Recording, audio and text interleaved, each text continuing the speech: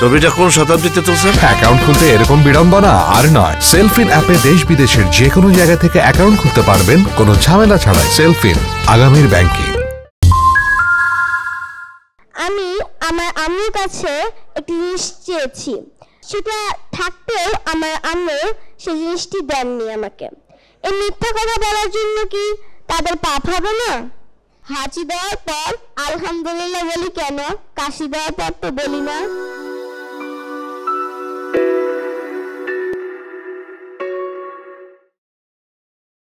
আসসালামু আলাইকুম ওয়া রাহমাতুল্লাহ। প্রিয় দর্শক, সবাইকে প্রিয় কিডস ক্রিয়েশন টিমের পক্ষ থেকে প্রাণ ঢালা শুভেচ্ছা। স্বাগত জানাচ্ছি শিশু কিশোরদের জনপ্রিয় অনুষ্ঠান মাথায় কত প্রশ্ন আসে আজকের আয়োজনে। দর্শক, আপনারা সবাই জানেন যে এই অনুষ্ঠানটি নিয়মিত অনলাইনে হয়ে থাকে, তবে মাঝে মাঝে বিশেষ কোনো উপলক্ষে আমরা এটিকে ভার্চুয়াল জগৎ থেকে অ্যাকচুয়াল জগতে নিয়ে আসি। আজকেও তেমনটি করেছি। কিডস ক্রিয়েশন টিমের আয়োজিত আবৃত্তি, উচ্চারণ ও সংবাদ উপস্থাপনা কর্মশালার সনদ বিতরণ অনুষ্ঠান উপলক্ষে আজ আমাদের ছোট্ট মনিদের প্রশ্নের উত্তর দেওয়ার জন্য মঞ্চে উপবিষ্ট আছেন দেশের সুনামধন্য ইসলামী চিন্তাবিদ, টেলিভিশন ব্যক্তিত্ব শায়েখ মুফতি সাইফুল ইসলাম। আসসালামু আলাইকুম শায়েখ, আমাদের আজকের আয়োজনে আপনাদেরকে স্বাগত জানাচ্ছি। ওয়ালাইকুম আসসালাম ওয়া রাহমাতুল্লাহি ওয়া বারাকাতুহু। মামুনি, তোমাদেরকে অনেক অনেক ধন্যবাদ জানাচ্ছি আমাকে আমন্ত্রণ জানাবার জন্য। তোমাকে অনেক ধন্যবাদ, তোমাদেরকে ধন্যবাদ। আমি এখন ফ্লোরে চলে যাব। যে বন্ধু প্রশ্ন করতে চাইবে মাইক্রোফোনটি তার কাছে তুলে দেওয়ার জন্য মোরাদুস সালিহিন ভাইয়াকে অনুরোধ করছি। তাহলে আর কথা না বাড়িয়ে প্রশ্ন আহ্বান করি। কি বলেন রুফাইদা? হ্যাঁ, অবশ্যই। আজকে প্রথম প্রশ্ন করবে আমাদের ছোট্ট বন্ধু জাফরিন জামান আপু। আমি তার হাতে মাইক্রোফোনটি তুলে দেওয়ার জন্য অনুরোধ করছি। ইসলামের সবথেকে পবিত্র স্থান কোনটি, মক্কা নাকি মদিনা? এটি কিসের ভিত্তিতে ঠিক করা হয়? অনেক ধন্যবাদ মামুনি আপনাকে। অত্যন্ত সুন্দর একটি প্রশ্ন আপনি করেছেন। আপনি জানতে চেয়েছেন যে ইসলামের সবচেয়ে পবিত্রতম স্থান কোনটি, মক্কা না মদিনা। মজার ব্যাপার হলো আপনার প্রশ্নের মধ্যেই উত্তরটা নিহিত আছে, সেটা হলো মক্কা এবং মদিনা উভয়টি। আল্লাহ রাব্বুল আলামিন মক্কাকে ঘোষণা করেছেন ইন্না আউওয়ালা বাইতিন উদিআ লিন-নাস লাল্লাযী বিবাক্কাতা মুবারাকান ওয়া হুদাল লিল আলামিন ফীহি আয়াতুম বাইয়িনাতুম মাকামু ইব্রাহিম ওয়া মান দাখালাহু কানা আমিনা। আল্লাহ রাব্বুল আলামিন কর্তৃক প্রথমে যে ঘোষিত জায়গাটি হয়েছে সেই জায়গাটির নাম হলো মক্কা বা বাক্কা।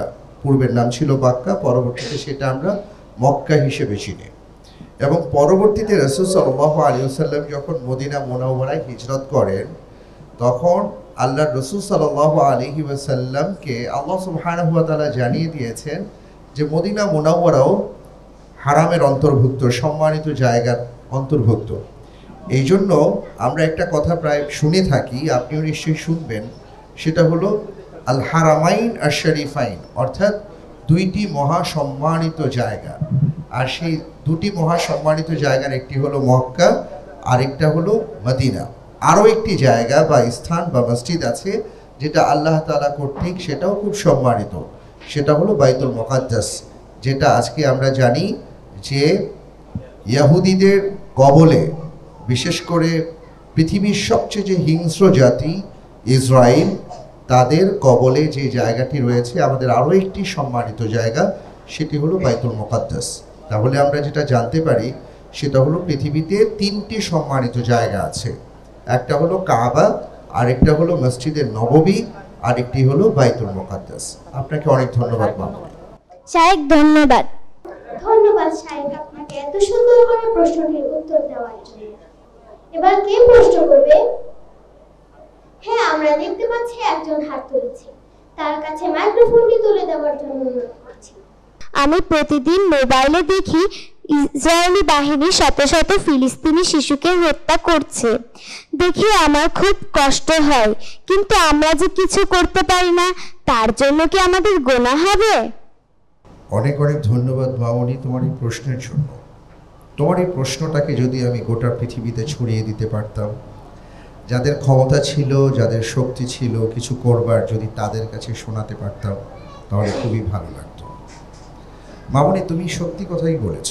গোটা পৃথিবী আজকে নিশ্চুপ, বোবার মতন আমরা সবাই শুধুমাত্র দেখেই যাচ্ছি, আমাদের জন্য কিছু করার নেই। তো তুমি যেই কথাটি বলেছ, শুধু ফিলিস্তিনের শিশু হত্যার কথাই বলবো না, গোটা পৃথিবীতে কোথাও যদি কোনো প্রাণকে হত্যা করা হয় অন্যায়ভাবে, সেই ক্ষেত্রে প্রত্যেকটি মানুষেরই যার যার অবস্থান থেকে তাদের কিছু দায়িত্ব আছে। এখন ফিলিস্তিনের যে ঘটনাটি তুমি উল্লেখ করলে, যেখানে প্রায় 60,000-এর বেশি মানুষকে তারা, নিরীহ মানুষকে তারা হত্যা করেছে, তার মাঝে অধিকাংশই শিশু এবং নারী। তো এদেরকে তারা হত্যা করছে, আমরা যদি একেবারেই নিশ্চুপ থাকি, কিছু না বলি, তাহলে অবশ্যই আল্লাহ রাব্বুল আলামিনের কাছে আমাদের জবাবদিহিতা রয়েছে। আমাদেরকে প্রশ্ন করা হবে, এর উত্তর আমাদেরকে দিতে হবে। আমাদের জন্য যেটা করণীয় সেটা হলো যে আমার যতটুকু সাধ্য আছে, সামর্থ্য আছে, সেই সাধ্য এবং সামর্থ্যের আনুকূল্যে আমি যতটুকু করতে পারবো ততটুকু আমি করতে পারি। প্রথমত আল্লাহ রাব্বুল আলামিনের কাছে খুব বেশি করে দোয়া করা, আল্লাহ তাআলা যেন এই ছোট্ট কোমলমতি জান্নাতি শিশুদেরকে রক্ষা করেন, মা বোনদেরকে রক্ষা করেন, ফিলিস্তিনকে রক্ষা করেন, খুব বেশি করে দোয়া করা। সেই সাথে আমরা আমাদের সামর্থ্য অনুপাতে যদি কোনো পাথেও থাকে তাহলে তাদেরকে সাহায্য করবার চেষ্টা করা। আমরা প্রতিবাদ, যার যার অবস্থান থেকে আমরা প্রতিবাদী হওয়া এবং এই ব্যাপারে আমাদের সোচ্চার হওয়ার চেষ্টা করা। এইভাবে যদি আমরা এগিয়ে যেতে পারি তাহলে আশা করা যায় কিয়ামতের ময়দানে হয়তোবা আমি কিছুটা হলেও জবাব দিতে পারবো। কিন্তু একেবারেই যদি আমরা নিশ্চুপ থাকি, কোনো কথা না বলি, যদি মনে করি যে এটা আমাদের কোনো বিষয় নয়, তাহলে অবশ্যই আমাদের এটা পাপ হবে, এবং শুধু পাপ নয়, মহাপাপ হবে।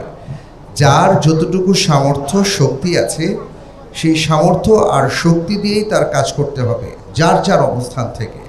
এই চেষ্টাটা আমাদের সবার করতে হবে। অনেক ধন্যবাদ মামনি তোমাকে। ধন্যবাদ উম্মে হানিকে এবং শায়েককে চমৎকার একটি প্রশ্ন করার জন্য। আচ্ছা দেখি তো এবার তৃতীয়তে কে প্রশ্ন করবে? আমরা একজনকে দেখতে পেয়েছি, তার হাতে মাইক্রোফোনটি দেওয়ার জন্য অনুরোধ করছি। শায়েক, আমার প্রশ্নটি হলো, আমি মাঝে মাঝে বড়দেরকে দেখি তারা মিথ্যা কথা বলেন। যেমন আমি আমার আম্মুর কাছে একটি জিনিস চেয়েছি, সেটা থাকতেও আমার আম্মু সেই জিনিসটি দেননি আমাকে। এই মিথ্যা কথা বলার জন্য কি তাদের পাপ হবে না? অনেক ধন্যবাদ মামনি তোমাকে। খুব চমৎকার এবং গুরুত্বপূর্ণ একটি প্রশ্ন তুমি করেছো। তবে কিছু কিছু ক্ষেত্রে আমরা শব্দচয়নে সতর্ক হব। আম্মুর বেলায় যখন আমরা কথা বলবো তখন মিথ্যে না বলে আমরা বলবো যে তিনি সেটা সত্য বলেননি। কেমন? কিছু শব্দচয়নে আমরা আরেকটু সচেতন হব। তবে সর্বক্ষেত্রে ইসলাম আমাদেরকে অসত্য কথা বলতে নিষেধ করেছে, মিথ্যে বলতে নিষেধ করেছে। কোনো অবস্থাতেই আমরা কখনোই মিথ্যে বলবো না। আল্লাহ রসুল সাল্লাল্লাহু আলাইহি ওয়াসাল্লাম বলেছেন, মিথ্যে সবসময় ধ্বংস নিয়ে আসে, আর সত্য সবসময় আমাদের পথকে সুন্দর করে। এজন্য আমরা সবসময় মিথ্যেকে এড়িয়ে চলবো, সত্যের পথে চলবো এবং সত্য কথা বলবো, মিথ্যে বলবো না। আল্লাহ তাআলা আমাদের সবাইকে যে কোনো মিথ্যে কথা বা মিথ্যে বিষয় থেকে রক্ষা করুন। আল্লাহুম্মা আমিন। তোমাকে অনেক ধন্যবাদ মামনি। অসংখ্য ধন্যবাদ শায়েক আপনাকে এত সুন্দর করে প্রশ্নটির উত্তর দেওয়ার জন্য, এবং তোমাকেও ধন্যবাদ। সম্মানিত শায়েখের কাছে আমার প্রশ্নটি হলো, কোকা কোলা, পেপসি এই সকল কোমল পানীয় আমাদের খুব ভালো লাগে, কিন্তু এগুলি নাকি ইসরায়েলি পণ্য। তাহলে আমাদের এখন কি করা উচিত? অনেক অনেক ধন্যবাদ মামনি তোমাকে। তুমি অসাধারণ একটি গুরুত্বপূর্ণ প্রশ্ন করেছো। আসলেই তাই, আমাদের অর্থগুলোকে যারা আমাদের ভাই বোনদের বিরুদ্ধে কাজে লাগায়, অবশ্যই এই ব্যাপারে আমাদের সজাগ হওয়া দরকার, আমাদের সচেতন হওয়া দরকার। যদি বিকল্প না থাকে তাহলে সেটা ভিন্ন কথা, যে আমি একটা পণ্য ক্রয় করব, এটার কোনো বিকল্প নেই, তখন হয়তো তুমি আমি একটা কথা বলে পার পেয়ে যেতে পারি আল্লাহর কাছে। কিন্তু যদি এমন হয় যে সেই পণ্যের শত শত বিকল্প পণ্য আছে, কিন্তু আমরা কেবল সেই পণ্যটাই ক্রয় করছি, আর আমাদের অর্থ দিয়ে তারা ফিলিস্তিনের নিরীহ শিশু, মা বোনদেরকে, নিরীহ মানুষকে তারা হত্যা করছে, তাহলে আসলে আমাদের অর্থেই তারা যেহেতু এই কাজগুলো করে, বিষয়টা এমন হয়ে যায় যে আমাদের সেই মানুষগুলোকে হত্যার পেছনে যেন আমাদেরও কিছু হাত আছে। এই জন্য আমরা অবশ্যই চেষ্টা করব যে কোনো ইসরায়েলি পণ্য ক্রয় করা থেকে বিরত থাকতে, তাদের পণ্যগুলোকে আমরা বয়কট করব। এবং অনেক ক্ষেত্রে এমন এখনও আছে পৃথিবীতে যে তাদের পণ্যের কোনো বিকল্প নেই, সেই ক্ষেত্রে আমরা বিকল্প ব্যবস্থা চালু করবার চেষ্টা করব। তবে যার যার অবস্থানে যতটুকু আমরা পারি, আল্লাহ তাআলা আমাদেরকে বলেছেন কোরআনুল কারীমের আয়াত, ফাত্তাকুল্লাহা মাস্তাতাতুম, তোমরা আল্লাহ রাব্বুল আলামিনকে ভয় করো যতটুকু তুমি পারো। তো আমরা আমাদের এই সীমাবদ্ধতার আলোকে যতটুকু আমরা পারি আমরা ততটুকু চেষ্টা করব, এবং আল্লাহর কাছে যেন আমি বলতে পারি যে রব্বুল আলামিন আমাদের নিরীহ ভাই বোনদের হত্যার পিছনে আমি অন্তত এতটুকু চেষ্টা করেছি যে আমার অর্থ দিয়ে যেন তারা তাদের ক্ষেত্রে কোনো কিছু ব্যবহার করতে না পারে। তোমাকে অনেক ধন্যবাদ। জি ধন্যবাদ। ধন্যবাদ উমামা ফাইজাকে এবং শায়েককে, খুবই সুন্দর একটি প্রশ্ন করেছো তুমি। এবার কে প্রশ্ন করবে? একজন হাত তুলেছে, আমি তার হাতে মাইক্রোফোনটি তুলে দেওয়ার জন্য অনুরোধ করছি। আসসালামু আলাইকুম শায়েক। আমার প্রশ্নটি হচ্ছে, আমরা হাঁচি দেওয়ার পর আলহামদুলিল্লাহ বলি কেন, কাশি দেওয়ার পর তো বলি না? অনেক ধন্যবাদ সাদি তোমাকে, যে তোমার মনের মাঝে অসাধারণ একটা প্রশ্ন এসছে। এই জন্যই আমাদের আয়োজন যে মাথায় কত প্রশ্ন আসে, অর্থাৎ তোমার মাথায় যে প্রশ্নটা আসবে তুমি সেই প্রশ্নটাই করবে। এবং খুব সুন্দর প্রশ্ন তুমি করেছো যে আমরা হাঁচি দেওয়ার পরে আলহামদুলিল্লাহ কেন বলি। প্রথমত, আমরা যখন হাঁচি দেই, হাঁচি দেওয়ার সাথে সাথে আমাদের ভেতরের এমন অনেক কিছু আছে, অনেক চার্ম আছে যেগুলো বের হয়ে যায়, যেটা আমাদের শরীরের জন্য খুব ক্ষতিকর ছিল। এবং এই যে ক্ষতিকর বিষয়গুলো আল্লাহ রাব্বুল আলামিন বের করে দিলেন আমার ভেতর থেকে, এই জন্য আমি আল্লাহর প্রশংসা করে আলহামদুলিল্লাহ বলছি।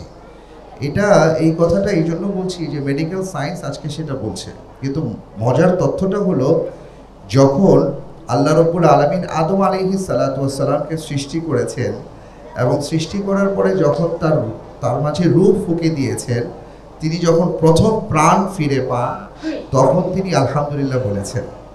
এবং রাসূল সাল্লাল্লাহু আলাইহি ওয়াসাল্লাম আমাদেরকে শিক্ষা দিয়েছেন যে কেউ যখন হাঁচি দেয় তখন সে যেন আলহামদুলিল্লাহ বলে।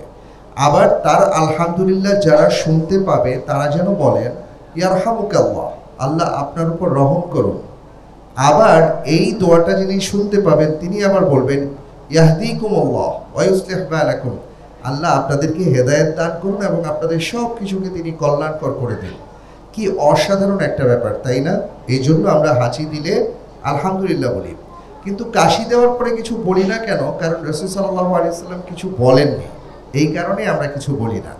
আমাদের ইসলামের মৌলিক নীতিমালা হলো যে আমরা দুটো বিষয়কে সবসময় ফলো করব, কোরআন কি বলেছে এবং রাসূল সাল্লাল্লাহু আলাইহি ওয়াসাল্লাম আমাদেরকে কি বলেছেন, অথবা তিনি কি করেছেন, অথবা কোন বিষয়টাকে তিনি সমর্থন দিয়েছেন।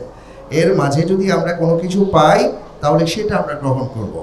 এই কারণেই আমাদের জীবন জীবিকা সর্বক্ষেত্রে আমাদের যে বিধান মেনে চলতে হবে সেটা হলো কোরআন এবং সুন্নাহ ভিত্তিক। আর এই কারণেই আমরা হাঁচি দিলে আলহামদুলিল্লাহ বলি, কাশি দিলে কিছুই বলি না। অনেক অনেক ধন্যবাদ তোমাকে। ধন্যবাদ তোমাকে চমৎকার একটি প্রশ্ন করার জন্য, এবং অসংখ্য ধন্যবাদ শায়েক আপনাকে। এবার কে প্রশ্ন করবে? শায়েকের কাছে আমার প্রশ্ন হলো, আমার নামাজ পড়তে ভালো লাগে, আবার মাঝে মাঝে একটু বিরক্তও লাগে। যখন আমি খেলতে থাকি কিংবা মোবাইলে কিছু দেখতে থাকি, আম্মু তখন সেখান থেকে তুলে নামাজে পাঠিয়ে দেন। এতে কি আল্লাহ রাগ করবেন? অনেক অনেক ধন্যবাদ বাবুনি। তোমার যে প্রশ্নটি না, তোমার মাথায় যে প্রশ্নটি এসছে, এই প্রশ্নটি আমাদের অনেকের মাথায় ঘুরপাক খায়, কিন্তু আমরা অনেকে তার উত্তর জানি না। অনেক ভালো হলো এই প্রশ্নটি করার জন্য, কারণ এর মাধ্যমে আমরা অনেকে উত্তরটা খুঁজে পাবো। তুমি তো খুবই ছোট মানুষ, তোমার কখনো নামাজ পড়তে ভালো লাগে, কখনো ভালো লাগে না। কিন্তু আমরা যারা বড়রা আছি, আমাদের অনেকের 40, 50, 60 বছর হয়ে গেছে, আমরা এখনো নামাজের মাঝে স্বাদ পাই না এবং নামাজের প্রতি আমাদের আগ্রহ তৈরি হয় না। এর পেছনে মূল কারণটা কি জানো মামনি? মূল কারণটা হলো আমি যে কেন নামাজ পড়ি আমি সেটাই বুঝি না। এই নামাজের মাঝে কি আছে সেটা আমি কখনো জানার আগ্রহ বোধ করিনি, যে কারণে নামাজ শুধু পড়ার দরকার তাই পড়েই যাচ্ছি। নামাজ কেন পড়ছি যেহেতু আমি বুঝতে পারছি না, এই জন্য নামাজের প্রতি আমার আগ্রহ, আমার ভালোবাসা তৈরি হচ্ছে না। তো তোমাকে আমি যে কথাটি পরামর্শ দিব এবং যেটা আমার জন্য আমি নসিহা হিসেবে গ্রহণ করব, সেটা হলো আল্লাহ রাব্বুল আলামিন যতগুলো ইবাদত আমাদের উপর ফরজ করেছেন, প্রত্যেকটা ইবাদতের মর্ম কথা আছে, প্রত্যেকটা ইবাদতের অন্তর্নিহিত অর্থ আছে। সেটা যদি আমরা অনুধাবন করতে পারি, অনুভব করতে পারি, সেটা যদি আমরা হৃদয়ঙ্গম করতে পারি, তাহলে আশা করা যায় প্রত্যেকটা ইবাদতের ব্যাপারেই আমাদের আগ্রহ তৈরি হবে, আমাদের স্বাদ তৈরি হবে। আমি তোমাকে বলবো যে তুমি কেন নামাজ পড়ো এটা জানার চেষ্টা করবে। কারণ তুমি নামাজ পড়ছো মানে হলো তোমাকে যিনি সৃষ্টি করেছেন তুমি এখন তার সাথে কথা বলছো, তোমার যা কিছু দরকার তুমি তার কাছে এখন চাওয়ার জন্য নামাজে দাঁড়িয়েছো, এবং তোমার যতগুলো সমস্যা আছে সবগুলো সমস্যা তুমি তার সামনে তুলে ধরবার চেষ্টা করছো। এটা হলো সালাত। সালাতের মাধ্যমে আমরা আল্লাহ সুবহানাহু ওয়া তাআলার সাথে কথা বলি, আমাদের মনের মাধুরী মিশিয়ে আমরা কথাগুলো বলি। এটা যেহেতু আমরা অনুধাবন করতে পারি না, এই জন্য সালাতটা আমাদের ভালো লাগে না। আমি আশা করব মামনি, এখন থেকে তুমি যখন নামাজ আদায় করবে তখন এই কথাটা তুমি চিন্তা করবে, আমার যিনি মালিক, যিনি আমাকে সৃষ্টি করেছেন, যিনি আমাকে অসংখ্য নিয়ামত দান করেছেন, আমি এখন তার সাথে কথা বলবার জন্যই আমি নামাজে দাঁড়িয়েছি। দেখবে তোমার নামাজ পড়তে অনেক ভালো লাগছে ইনশাআল্লাহ। তোমাকে অনেক ধন্যবাদ, অনেক সুন্দর প্রশ্ন তুমি করেছো মামনি। জাযাকাল্লাহ জাকিয়াকে এবং শাইখকে। এবার কে প্রশ্ন করবেন? আমরা একজনকে দেখতে পেয়েছি, তার হাতে মাইক্রোফোনটি দেওয়ার জন্য অনুরোধ করছি। জুলাই আন্দোলনে অনেক শিশু মারা গিয়েছে, তারা কি শহীদ হবে? মামনি তোমাকে অনেক অনেক ধন্যবাদ, খুব গুরুত্বপূর্ণ তুমি প্রশ্ন করেছো। আল্লাহর রাসূল সাল্লাল্লাহু আলাইহি ওয়াসাল্লাম বলেছেন, যারা দেশমাতৃকার জন্য লড়াই করে, যারা অন্যায়ের বিরুদ্ধে প্রতিবাদ করে, নিরীহভাবে যাদেরকে হত্যা করা হয়, তারা প্রত্যেকেই শহীদের মর্যাদা লাভ করবে। আর তুমি যে শিশুদের কথা বলেছো, ওদের তো কোনো পাপই ছিল না। সুতরাং কেউ যদি তাদেরকে অন্যায়ভাবে হত্যা করে, এটা যে তারা কত বড় পাপ করেছে তুমি নিশ্চয়ই জানো। কোরআনের মধ্যে আল্লাহ তাআলা বলেছেন, ওমান আহইয়াহা ফাকান্নামা আহইয়ান নাস জামিআ ওমান কুতিলা নাফসান বিগাইরি নাফসিন আও ফাসাদিন ফিল আরদি ফাকান্নামা কাতালান নাস জামিআ। এই আয়াতের মাধ্যমে আল্লাহ তাআলা জানিয়ে দিয়েছেন, কেউ যদি কাউকে অন্যায়ভাবে হত্যা করে তাহলে সে যেন গোটা মানব জাতিকে হত্যা করলো, আর কেউ যদি একটা প্রাণকে বাঁচিয়ে দেয় তাহলে সে যেন গোটা মানব জাতিকে বাঁচিয়ে দিল। তাহলে তুমি বুঝে নাও যে একটি শিশুকে যে হত্যা করলো সে তো গোটা মানব জাতিকে হত্যা করলো, কত ভয়াবহ পাপ সে করলো। আর যেই শিশুটি নিরীহভাবে, যাকে অন্যায়ভাবে হত্যা করা হয়েছে, সে তো প্রথমত অবশ্যই শহীদের মর্যাদা পাবে, এবং সে যেহেতু নিষ্পাপ, আমরা আশা করব তার মা বাবা যদি ধৈর্য ধারণ করেন, ইনশাআল্লাহ তাআলা এর উসিলায় আল্লাহ তাআলা তাদেরকেও জান্নাত দিয়ে ধন্য করবেন। আমরা সকল শহীদদের জন্য দোয়া করি, জুলাইয়ের যারা শহীদ হয়েছেন বাংলাদেশের জন্য, সবার জন্য আমরা দোয়া করি। আল্লাহ রাব্বুল আলামিন সবাইকে মাগফিরাত দান করেন। আল্লাহুম্মা আমিন। ধন্যবাদ। জাযাকাল্লাহ শাইখ, আপনাকে এত সুন্দর করে প্রশ্নের উত্তর দেওয়ার জন্য। এবার কে প্রশ্ন করবে? হ্যাঁ, আমরা দেখতে পাচ্ছি একজন হাত তুলেছে। মাইক্রোফোনটি তার কাছে দেওয়ার জন্য অনুরোধ করছি। আমার প্রশ্নটি হলো, আমি মাঝে মাঝে ভীষণ রেগে যাই আম্মুর উপর, কিংবা যে আমাকে বিরক্ত করে, আমি একে কিভাবে কন্ট্রোল করব? তোমাকে অনেক অনেক ধন্যবাদ মামনি এত সুন্দর প্রশ্ন করবার জন্য। তাই তো, তুমি এত ছোট মানুষ, কেন তোমাকে বিরক্ত করবে? এটা তো মোটেও ঠিক হচ্ছে না। তবে হ্যাঁ, তোমার যে বয়স, এই বয়সে এত রাগ করা ভালো নয়। তোমার বয়সের চাইতে রাগটা অনেক বেশি হয়ে গেছে মামনি, এজন্য রাগটাকে কমাতে হবে। আমাদের নবীজি বলেছেন যে রাগ করে সে অনেক কিছু থেকে বঞ্চিত হয়ে যায়, সে অনেক কিছু হারিয়ে ফেলে। এবং রাগের কারণে আমরা অনেক সময় অনেক কাজ, অনেক অপরাধ করে ফেলি। যেমন মনে করো তোমার রাগ উঠে গেল, তখন তুমি কাউকে হঠাৎ করে এমন কোনো কথা বললে যেই কথাটা আল্লাহ তাআলা পছন্দ করলেন না। এই জন্য কখনো রাগ উঠলে আমরা রাগ করব না, আমরা দুরূদ শরীফ পাঠ করব, আল্লাহুম্মা সাল্লি আলা মুহাম্মাদ, এটা পড়ব। আমরা প্রয়োজনে ওযু করব, আমরা ওখান থেকে সরে যাব, কিন্তু কখনোই আমরা রাগ করব না, ঠিক আছে? আর আমি যারা তোমাকে বিরক্ত করে আমি তাদেরকে বলে দিচ্ছি তারা যেন তোমাকে বিরক্ত না করে। আর হ্যাঁ, আরেকটা কথা, আম্মুর কথার উপর কখনো রাগ করা যাবে না। আম্মু যদি আম্মুর কথার উপর রাগ করো তাহলে তুমি ভালো হতে পারবে না, বড় হতে পারবে না। এই জন্য তোমাকে অনেক বড় হতে হবে। তুমি যদি তোমার মামুনির কথা শোনো, তোমার আম্মু আব্বুর কথা শোনো, তাহলে আল্লাহ তাআলা তোমাকে অনেক বড় করবেন। রাসূল সাল্লাল্লাহু আলাইহি ওয়াসাল্লাম বলেছেন, যে সন্তান, যে ছেলেমেয়েরা তার মা বাবার কথা শুনে আল্লাহ তাআলা তাদের মর্যাদা বাড়িয়ে দেন। সুতরাং আমি তোমার জন্য দোয়া করি, আল্লাহ তাআলা তোমার মর্যাদা বাড়িয়ে দিন আর তোমার রাগটাকে কমিয়ে দিন। আমিন। তোমাকে অনেক ধন্যবাদ মামনি। অসংখ্য ধন্যবাদ তোমাকে এবং শায়েখকে, খুবই চমৎকার একটি প্রশ্ন করেছো। এবার কে প্রশ্ন করবে? আমরা একজনকে দেখে ফেলেছি, আমি তার হাতে মাইক্রোফোনটি তুলে দেওয়ার জন্য অনুরোধ করছি।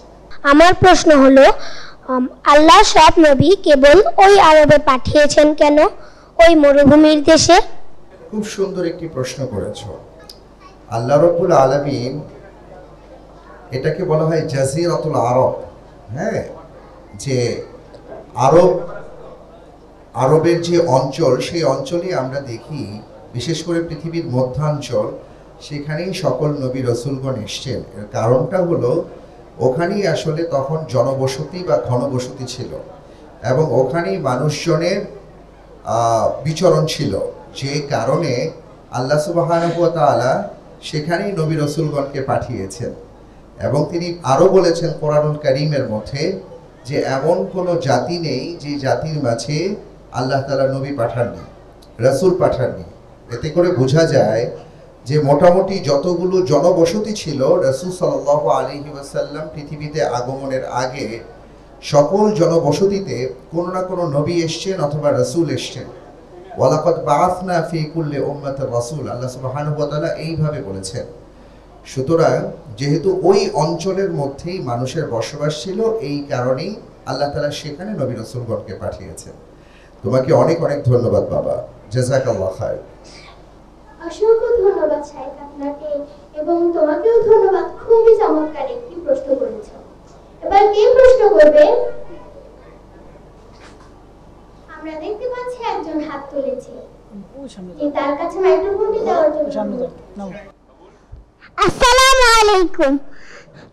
আমার প্রশ্ন হচ্ছে, খাওয়ার সময় বিসমিল্লাহ পড়তে ভুলে গেলে তার তো একটি দোয়া আছে, কিন্তু অন্য কোনো কাজে বিসমিল্লাহ পড়তে ভুলে গেলে আমি কোন দোয়াটি পড়ব, কি করব?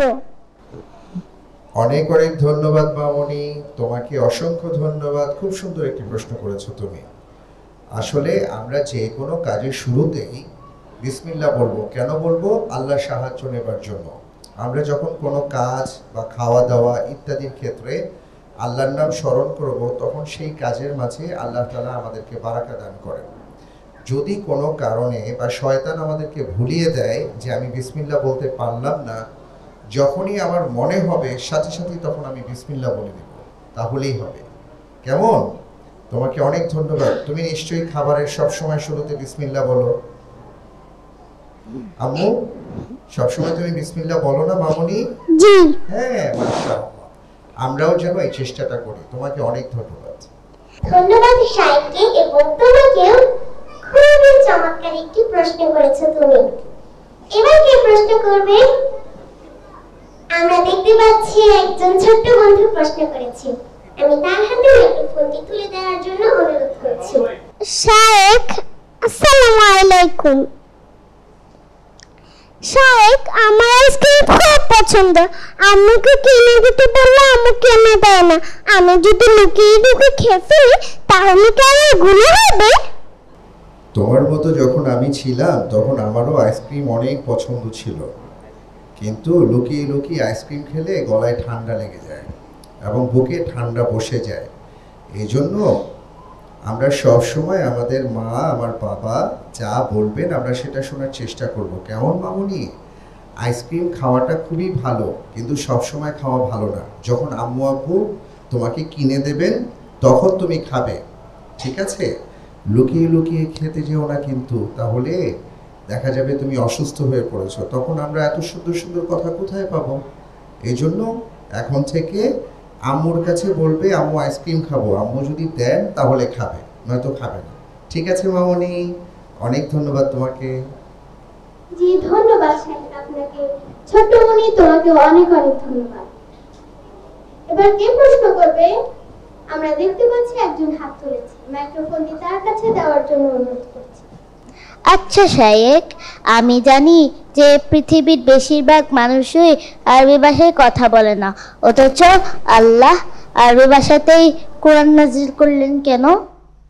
অনেক ধন্যবাদ মামনি তোমার এই প্রশ্নের জন্য। খুব সুন্দর তুমি প্রশ্নটি করেছো। আল্লাহ রাব্বুল আলামিন বলেছেন, ইন্না আনজালনাহু কুরআনান আরবিয়্যান লাআল্লাকুম তা'কিলুন।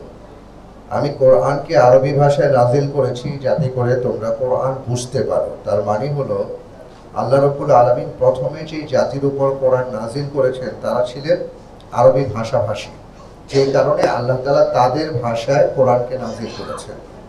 কিন্তু সেই কোরআন যখন আমরা আমাদের ভাষায় বোঝার চেষ্টা করব, আল্লাহ তাআলা কিন্তু নিষেধ করেননি। এই জন্য আল্লাহ রাব্বুল আলামিন কোরআনকে সহজ করে নাজিল করেছেন। তিনি বলেছেন, ইয়াসসারনাল কুরআনা লিযিকরি, কোরআনকে আমি অত্যন্ত সহজভাবে নাজিল করেছি যাতে করে তোমরা বুঝতে পারো।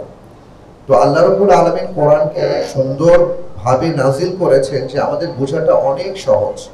কিন্তু যখন তিনি কোরআন নাজিল করেছেন তখন যেহেতু সবাই আরবি ভাষাভাষী ছিলেন, তাই আরবি ভাষায় নাজিল হয়েছে।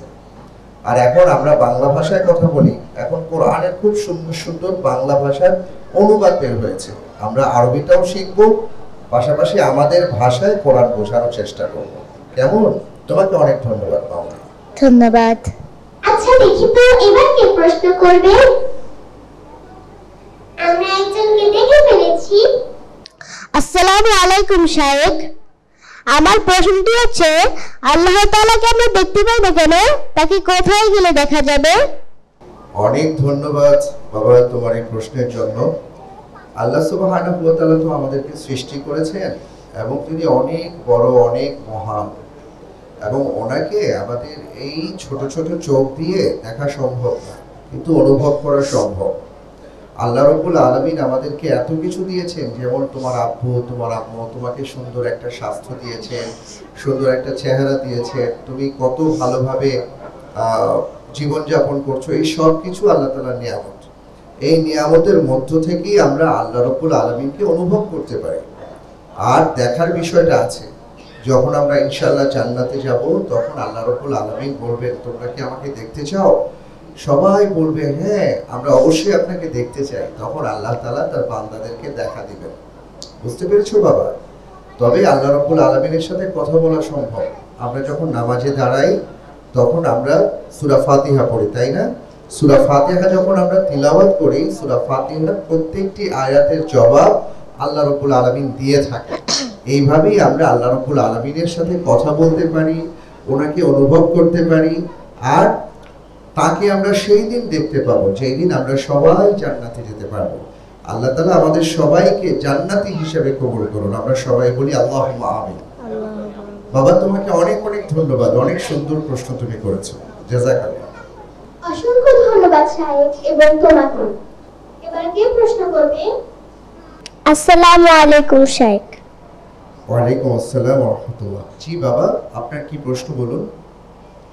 আমার প্রশ্নটি হলো, আমি যখন আমার বন্ধুদের সঙ্গে মসজিদে যাই তাহলে মাঝে মাঝে সেখানে দুষ্টুমি করে ফেলি, নামাজে দাঁড়িয়ে হেসেও ফেলি, এটা আটকাবো কিভাবে? আপনাকে অনেক অনেক ধন্যবাদ বাবা, আপনি অসাধারণ, খুব সুন্দর একটি প্রশ্ন করেছেন। প্রথম কথা, আপনাকে ধন্যবাদ এই জন্য যে আপনি আপনার বন্ধুদের সাথে এই বয়সে মসজিদে যান, মাশাআল্লাহ।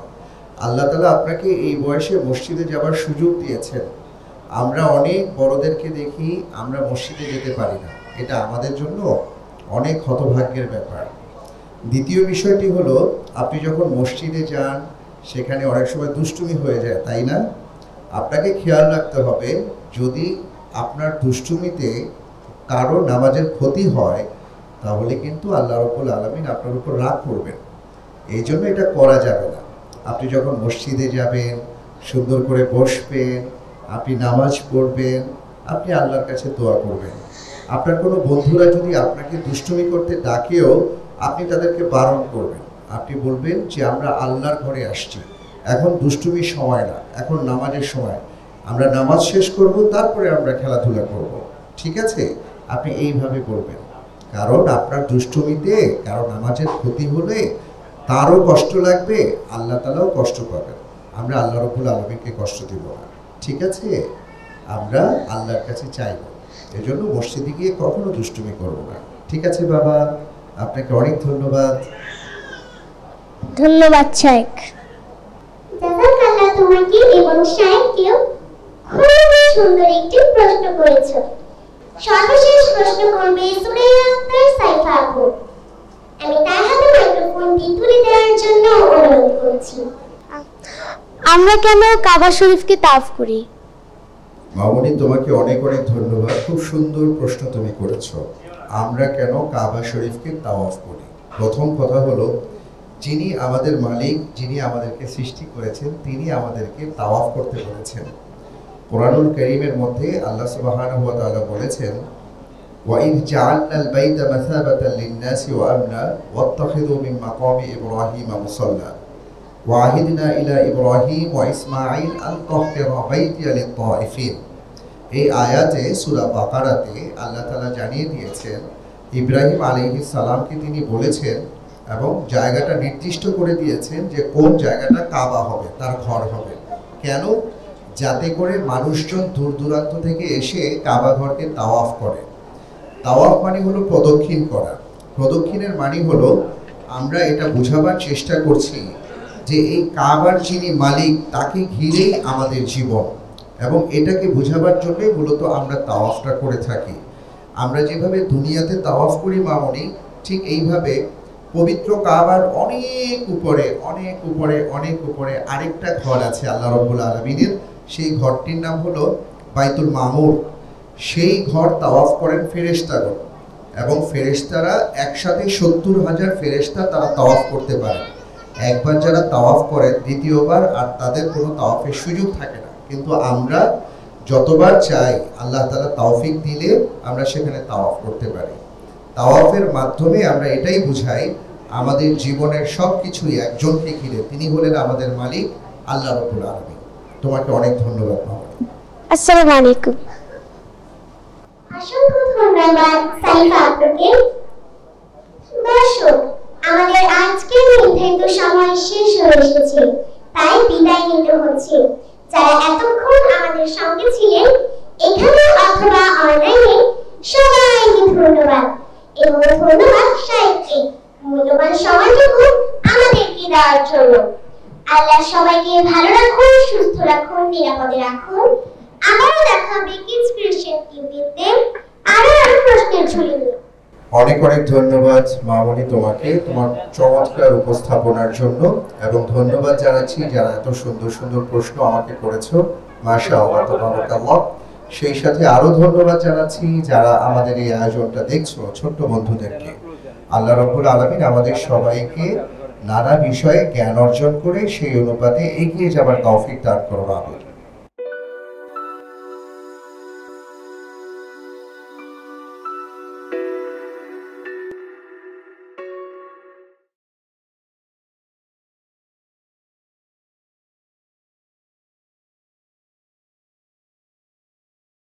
বিলের কাগজ দে। ওস্তাদ, আমি তো সেলফিনে বিল দিছি ওস্তাদ। সেলফিনের মাধ্যমে বিদ্যুৎ, পানি, গ্যাস সহ যে কোনো ইউটিলিটি বিল দেওয়া যায় নির্ঝঞ্ঝাটে। সেলফিন, আগামীর ব্যাংকে। For more updates